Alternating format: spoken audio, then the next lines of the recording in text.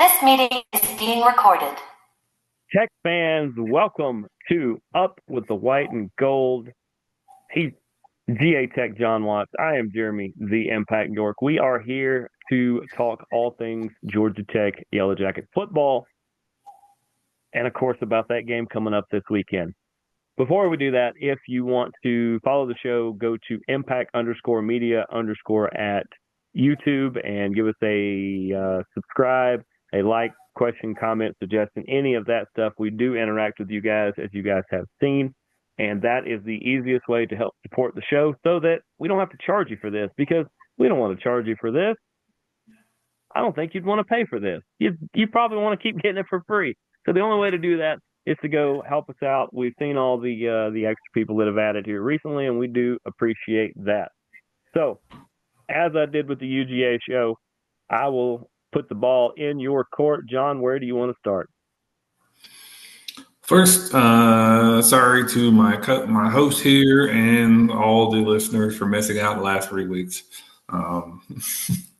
Things got to come up, and things happen. We told everybody you were cross training in Siberia, and at one point one of the dogs ran away, so you had to pull your own sled. So you were able to finally make it back into the state.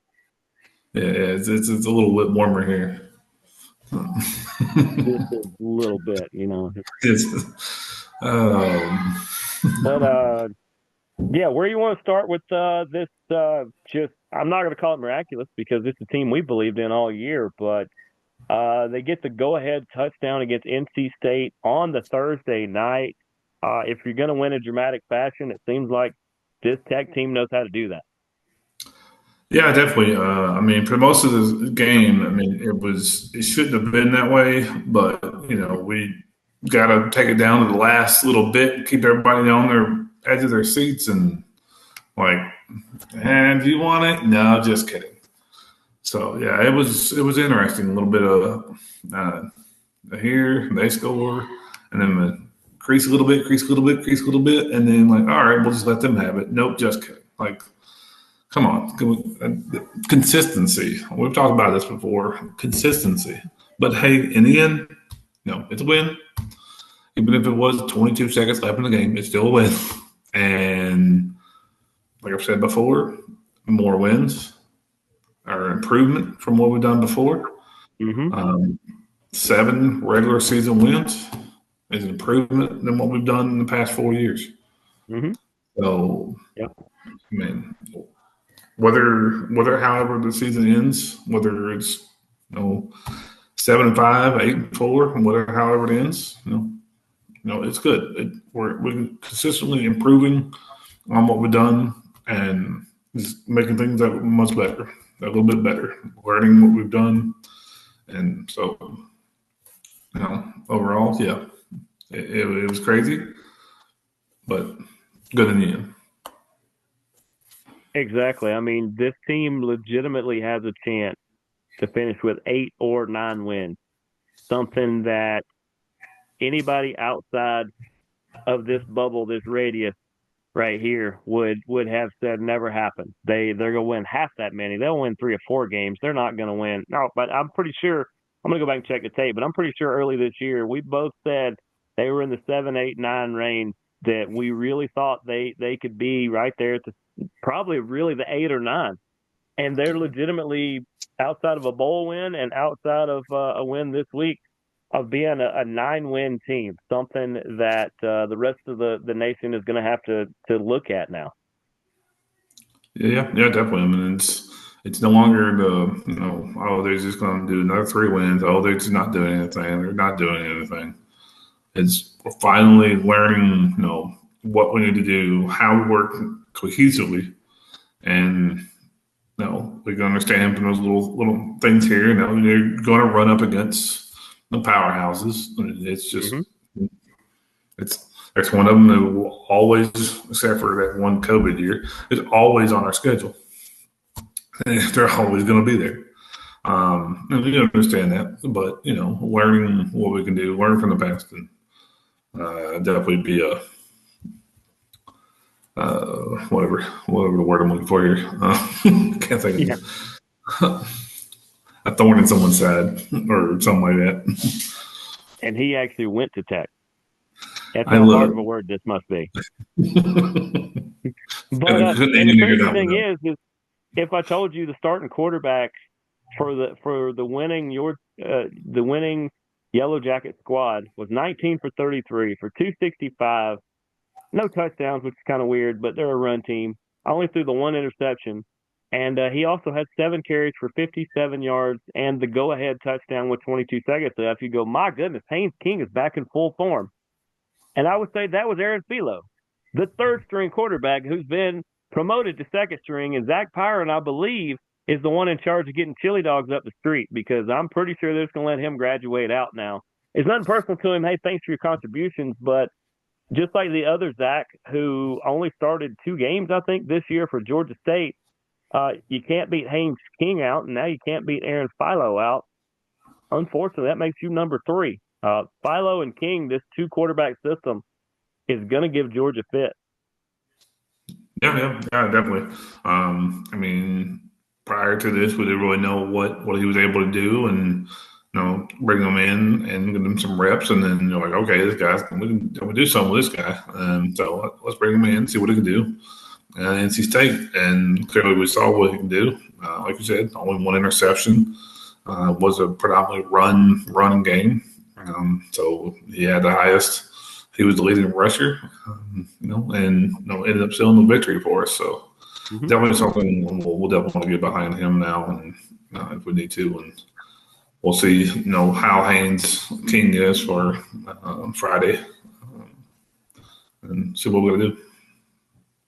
Yeah, the only 2 offensive touchdowns they had, so basically half of their 30 points, were Haynes King and Aaron Philo, however you say it, rushing those in. That's how they scored their points. I think their other ones were, where's that other? I had it pulled up. Got a defensive one to start with. Yep, that was the Lightsey pick, right? Yep. Yeah.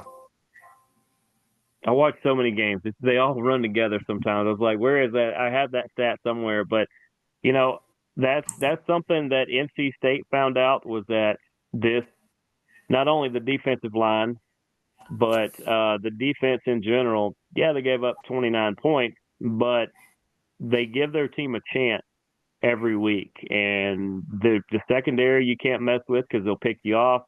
The linebackers are going to keep everything contained, and this defensive line can get after you. Yeah, definitely. We can see in that second and third quarter where there's not a whole lot of anything going on, and it was. The only point scored in the second and third quarter was Aiden Burr. Yeah. Just a little bit more, a little bit more, a little bit more, just to keep adding on the lead a little bit. So definitely that middle part of the game there's a battle there, and we were able to come away with enough points there to help along the way. Yeah, like you said, you have the EJ Lightsey pick 6 in the first quarter. Second quarter was 2 Aiden Burr field goals, 44 and 41, by the way. Those weren't just chip shots. He added a 45-yarder for the hat trick, basically. And then when you needed it most, your 2 quarterbacks stepped up, with Haynes King getting the short run, and then Philo with the winner. You can't ask any more out of this team. And that's not even saying that I looked it up during the UGA show. So pride of Alexander High School and Douglas County, Eric Singleton Jr., with over 100 yards in receiving. He's such a wild card. They try to get him so involved, and it's good to see a local kid doing well.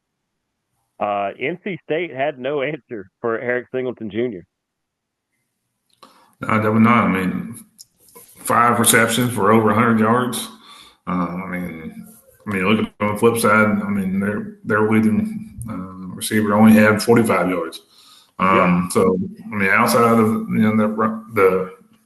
the running game that both teams had, he was definitely they couldn't keep up with him. So it was definitely a good game for him. But I think they needed that kind of gutty, gritty win coming into UGA, just to show everybody, like I mentioned previously on the Hootie Hoo show about the Kennesaw football team is that grit and determination when everything seems to be stacked against you. A lot of people think you don't have a chance to pull it off, and you just figure out a way to pull it off. And Kennesaw did it with 2.5 minutes to go this week, and Georgia Tech does it with 22 seconds to go. It speaks to where Coach Key has this squad that they fight together and they're going to win together. Yep, definitely. They've kind of figured out what they were going to do and make a complete game out of it. So yeah, definitely. But to get the win, as we said, they're now 7-4. NC State now has one game to try to get to 6-6 and be bowl eligible. I forgot who they had. I talked about it last week. Let me see if I can pick that up real quick. They've got a 6-5 North Carolina team that would love to keep them out of bowl. That's going to be a rough one. So all thoughts and well wishes to you, Wolfpack, that you figure out how to solve that one. So now we move on to. I actually like that it was moved to the Friday. Everybody said, why was this game moved to the Friday after Thanksgiving to Black Friday? And I said, well, because they want it to have its own primetime standalone spot. It's like a 7:30 kick on ABC and ESPN Plus. Literally, you are pretty much the feature game. Georgia Tech at Georgia. That's going to be in between the hedges. The ESPN predictor gives you about 11% chance of winning this one, but I actually think it's a little higher than that. What's some of the things Tech are going to bring to the table against Georgia? Definitely going to look at defense, our third down, and if we can get them to third downs, we do really well because if we can get to stop them there, I've definitely been there, and with Georgia kind of being a little off on theirs, if we can continue to break them down there, I think that'll definitely be one key area that we can do against them. I think another area, again, we talked about. I like that you said a little off. UGA's been a little off this year at 9-2. That's considered an off year in Athens. I agree. Yeah, I mean, they've had to win some weird ways. They've had to like Kansas City has this year in the NFL. To be a good team and to be a great team, you have to find other ways to win when your normal way doesn't work. So UGA's had to be a little scrappy. But go ahead. Yeah, definitely. I mean, kind of looking. I think another one, looking at we talked about our quarterbacks, Philo and Haynes being able to, get the running game going with them and with Jamal Haynes. I think if we can get our running game going, we'll definitely have a chance there. Looking at the game last week, UMass put up 226 points against Georgia. I mean, yards, excuse me, not points. Wow. Felt like that was 226 yards against Georgia, and no one else has been able to do more than 175. So in the first half, either Georgia was slacking off or UMass kind of figured something out. Of course, yeah. But again, I mean, if we can kind of figure out that same kind of thing and be consistent throughout all four quarters and keep on it, because we've been seeing Georgia, they realize, hey, we're getting slapped in the face here, and then they just crank it up and then figure it out and then go. So yeah, they are off to the races at that point. Yeah. So yeah, definitely gonna be consistent there. We can get those guys going. Yeah, and this is the same thing with UGA. Me and Jake just said the same thing on that show. For anybody who wants to go back and watch that one, the inconsistency all year of Georgia. It's literally been the tale of different halves all the time. I mentioned to him that if this Georgia defense that showed up in the first half, or somewhat showed up in the first half, they gave up 21 points to UMass, shows up against Tech. I said Tech can score 40 on them if they do that. They'll score 35, 40 points on that defense. But Tech's gonna have to deal with their defense. Is they may have an advantage on the dealing with the Georgia offensive line, but somebody woke up Carson Beck this week, and as much as Bulldog fans wanted this guy run out of town, I think it was Mike Bobo who somehow got through to Carson Beck. Somehow. I don't know how. I don't know if it's just he got him started and let him run with whatever was going on, or if he straight up said, if you will listen to me, this worked. I really think it was Bobo. Georgia fans can yell at me all they want. They can send all their hate mail to Jake's email. I'll give you that email later on the show if you want. And he does read all of it. But between that and they've had Nate Frazier who woke up as just a ridiculous runner. And the only thing that worries me with the receivers is that they force the ball to Arian Smith way more than they should. If they would spread it out more, Beck would probably throw for 300 yards a game. But that offense is going to really try to stretch out the Tech defense, and I think that's something Tech's going to have to look at. Yeah, definitely. Looking at the prior games, we definitely have a lot of issues once they start doing that, and we leave guys open in the middle, just random spots, and they're able to get easy chunk yardage. And Georgia's good at finding those little spaces and those kind of things. So definitely look at making sure we're not like over covering and then leaving someone wide open like that. There's been several games where these guys easily are going to slant wrap right over the middle.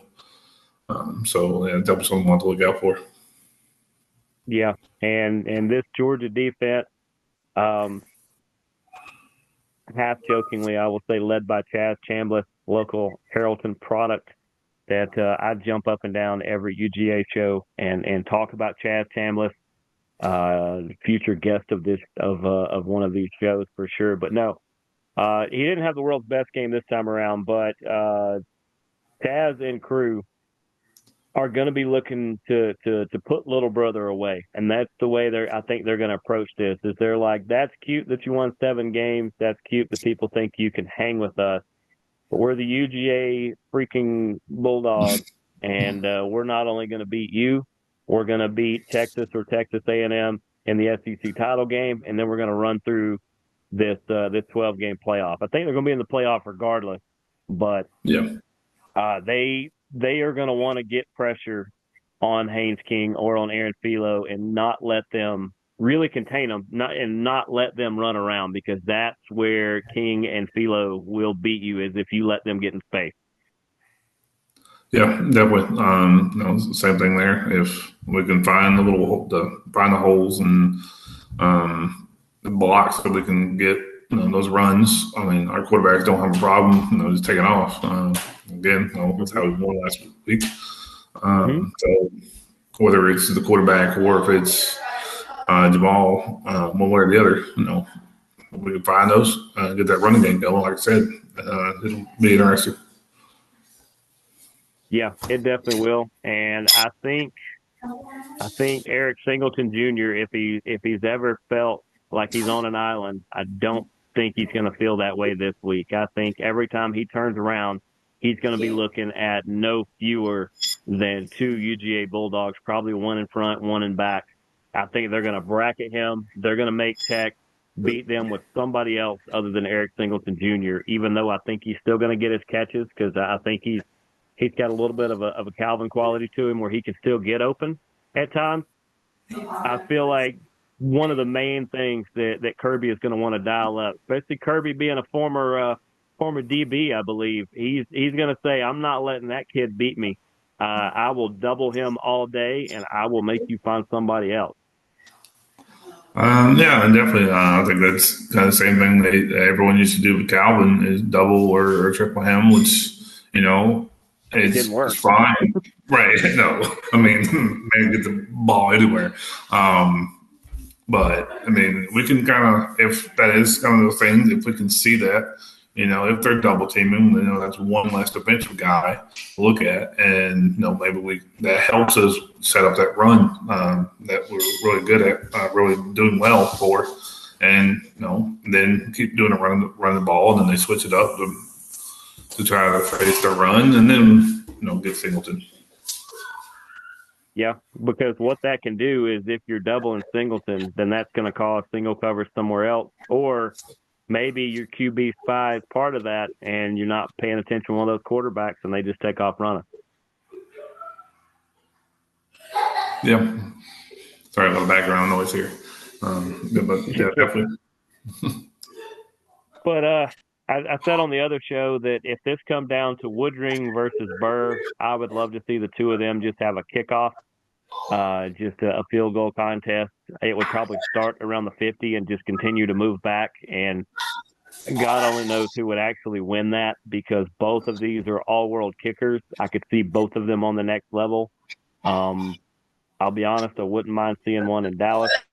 It would at least put points on the board for America's team. But special teams are not a problem with either one of these teams. They have good coverage teams. They have good return teams, and their kickers and punters are all world. So this game's going to be decided probably in the trenches, I would say. Yeah, definitely. I mean, both teams have been consistent with their special team, their kickers. I mean, we have one playing for the Chiefs. Done pretty well. They did really well for us and them, and we got a good one now. Clearly saw them last game. Georgia's always had good ones. Being consistent there. So yeah, the special teams are really area that I think both teams will probably excel at. I just saw a link here as I'm looking at the game stats that say you can still get tickets to this game. They start as low as $4,352 a piece. Only that much? Yeah, that seems like a bargain. Why not get 4, 5, 6, 7? Take your whole family to this game, right? Right? Not the family outing for $100,000. I'll be honest, done personal, I can't really think of anybody in my family that I would pay that much for a ticket to take them somewhere. I don't care how big a fan they are. We'll wait and go when they play UMass. Right? I'm not paying that much for a ticket for myself. That's what I was saying.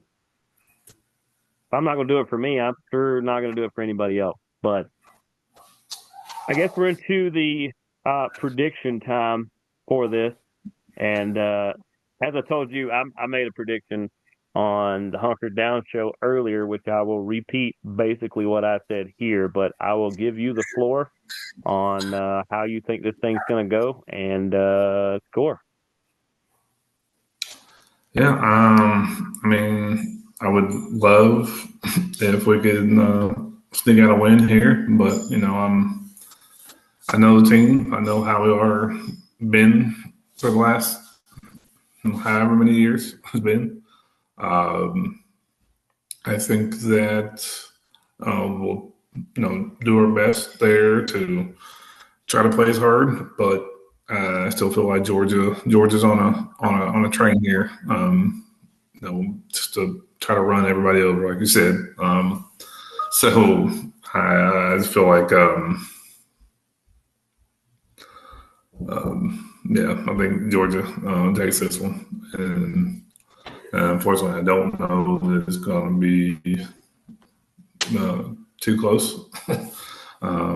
So I'll say something like 34-21 Georgia. You're not far off from what Jake said. Jake, I think, said like 42-21 or something like that, Georgia. And by the way, UGA is a minus 19.5 on this one. I told him I feel like this is Vegas or the ESPN bet playing up to get a little more money on one side than they probably would to get a little more action, because I would say it's closer to 14 or 15 would be a decent spread. If you told me it was 2 touchdown spread, I would agree with you that that's not bad. I think 19 is a little disrespectful. The 53.5.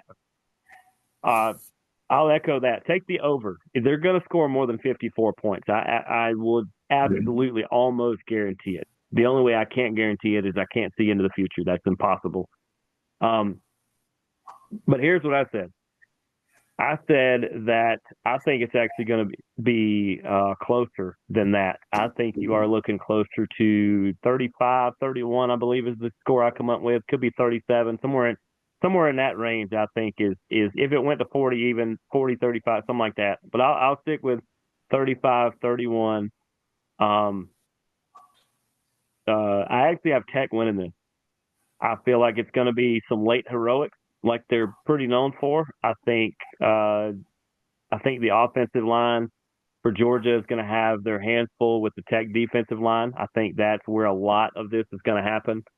And I think we all know that that Georgia secondary is prone for giving up a goofy thing here and there, a goofy play. So I feel like Tech's going to get the run going early. They're going to have a lead going into halftime, and UGA is going to have to play from behind. And they may take the lead, but I think they lose it late.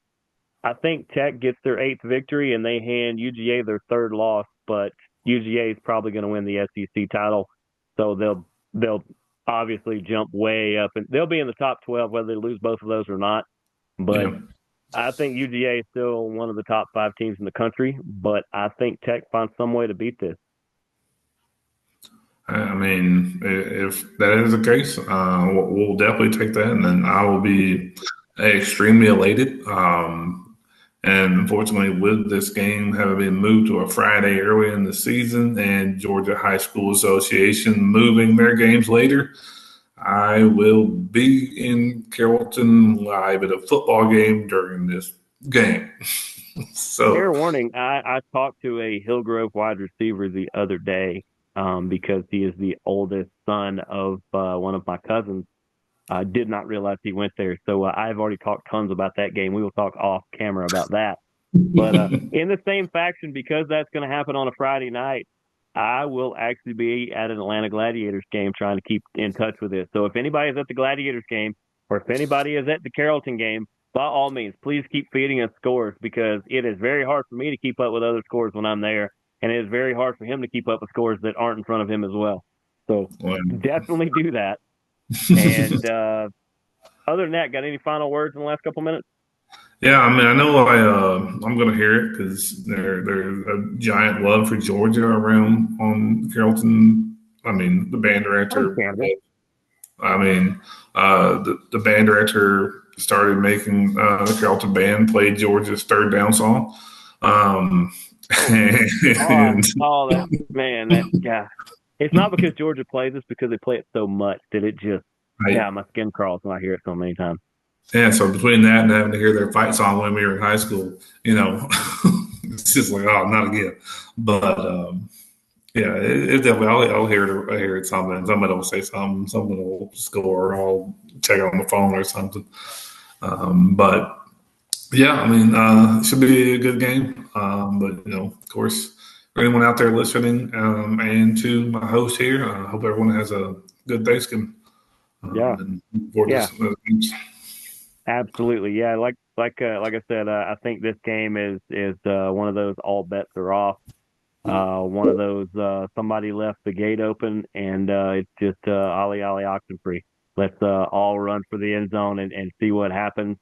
But as GA Tech John Watts said, and I echo that as Jeremy the Impact York, I will talk in third person. Happy Thanksgiving, everybody. Everybody be safe. Everybody check out this game and come see us next week on Up with the White and Gold. We will talk about bowl games and what's left for the Techies. But for John, I am Jeremy. We will see you guys next week. Deuces, gooses. Go Jackets. Go Jackets and to hell with Georgia.